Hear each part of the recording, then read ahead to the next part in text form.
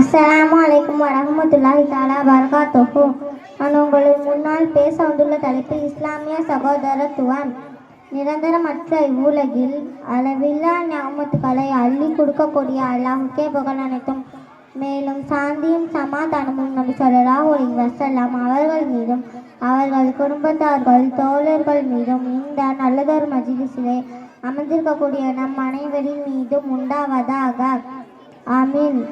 உண்மை விசுவாசிகள் பரஸ்பரம் சகோதரர்கள் ஆவார்கள். நாம் நம்முடைய உறவினருடனும் சுற்றத்தாருடனும் அண்டை வீட்டாருடனும் கண்ணியமாக அன்பான முறையில் பழக வேண்டும். தன்னை போலவே தன்னுடைய தேவைகளைப் போலவே பிறருடைய தேவைகளை பார்க்க வேண்டும். நாம் நம்மை சார்ந்தவர்களிடம் சுற்றி உள்ளவர்களிடம் சரியாக நடந்து கொள்ளும் வரை நாம் உண்மை முஸ்லிமாக ஆகிவிட முடியாது.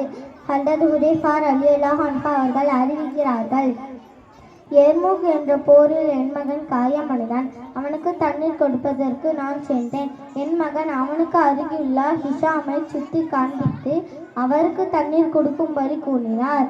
அவருக்கு அருகில் சென்றேன். அவர் இறந்து போய்விட்டனர். பிறகு திரும்பினேன். என் மகனும் ஹிஷாமும் இறந்து போய்விட்டனர். இன்னா லில்லாஹி வ இன்னா இலைஹி ராஜிஊன். மக்களே, பாருங்கள், மரண நேரத்தில் கூட சுயநலமாக யோசிக்காமல் பிறருடைய நிலையை அறிந்து உதவி செய்தார்கள்.